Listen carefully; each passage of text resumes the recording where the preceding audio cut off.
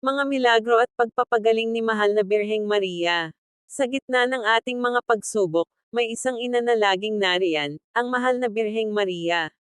Sa bawat panalangin ng mga nananampalataya, dumadaloy ang kanyang mapagkalingang pagmamahal at kagalingan.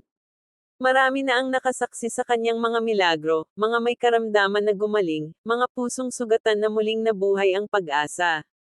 Sa katahimikan ng panalangin, tila may liwanag na bumababa mula sa langit, at hinahaplos ang bawat puso. Isang ina ang umiiyak sa tabi ng kama ng anak na may sakit.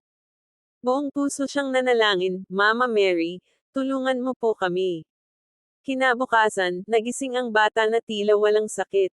Sa gitna ng kanyang luha, naramdaman niya, hindi siya nag-iisa. Mula noon, kumalat ang kwento ng kanyang kagalingan. At tulad ng maraming deboto, nasabi niya rin, sa panalangin, may himala. Ang mga milagro ni Mama Mary ay hindi lamang pisikal na paggaling, kundi paggaling ng puso, ng isip, at ng kaluluwa.